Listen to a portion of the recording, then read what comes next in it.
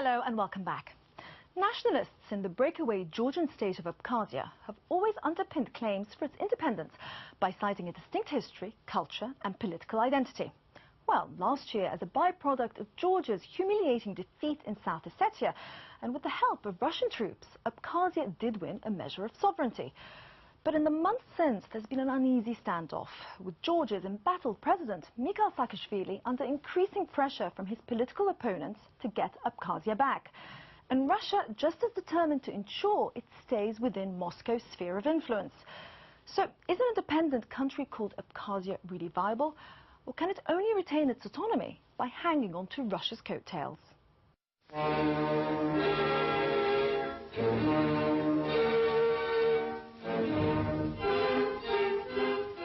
Абхазия. Абхазская автономная республика входит в состав Грузинской Советской Социалистической Республики. Мягкий морской климат, солнце, которое ярко светит почти круглый год, живописные горные пейзажи привлекают туристов и просто отдыхающих со всех концов Советского Союза.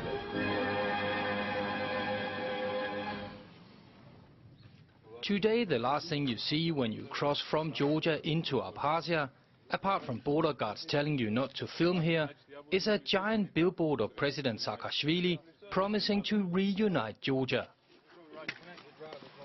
Because of the constant skirmishes, the border can only be crossed on foot. In its propaganda, Georgia uses new methods, such as music videos. This one, for example, won the contest for the most patriotic Georgian song, showing happy, beautiful people returning to Abkhazia, again part of Georgia. But the reality, of course, turned out rather differently. After the war in 2008, Russia recognized Abkhazia as an independent state. Timur Yakubashvili is Vice Prime Minister in charge of the reintegration of Georgia. What we have now is subjugation of Abkhaz by Russians, subjugation of Ossetians by Russians, that they call it liberation or recognition. And in reality, we have 20% of Georgian territory occupied by Russian forces. But the Georgian minister is in no doubt that Abkhazia and the Abkhaz will come back to Georgia. Abkhazia is not lost. We know where exactly it is. It's occupied by Russian occupation forces. But it's a 21st century, and losing territories to other countries will not happen. Russia never ever will be able to swallow either Abkhazia or South Ossetia. At first sight, Abkhazia looks more like the end than the beginning of a new country. This is the southern part of Abkhazia, the Gali region. Before the war 16 years ago, 90% of the population here were ethnic Georgians. They had to flee from the Abkhaz in 1993, but since then half of them, 40,000 people, have returned. International NGOs have rebuilt some of the local schools. Across the road are the barracks for the Russian troops here. You can even see the tanks hidden under the tarpaulin. Experts say that 10,000 Russian soldiers are now based here following the war last summer. Far from the independence they were seeking, in many ways Abkhazia is now a Russian client state on the front line of a new Cold War. And quite predictably, soon the KGB showed up and shunted us not so gently on.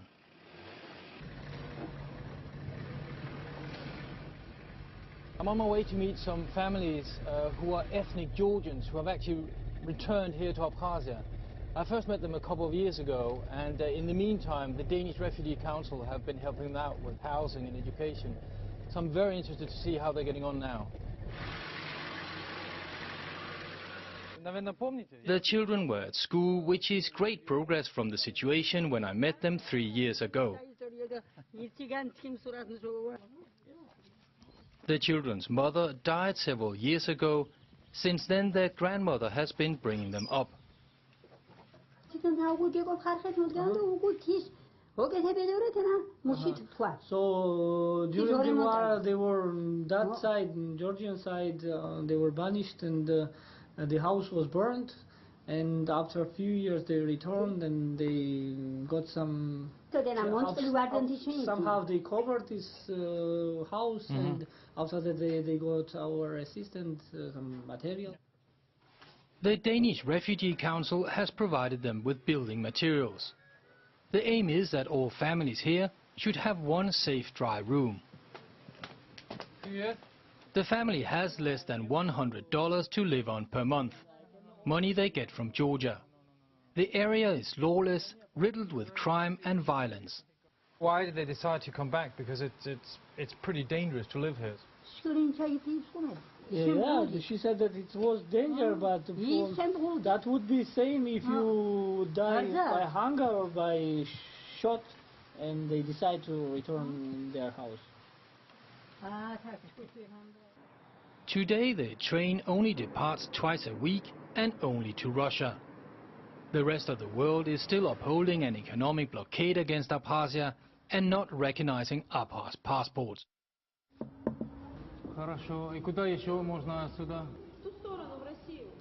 16 years after the war with Georgia, many of the facilities on what used to be called the Soviet Riviera lie in disrepair.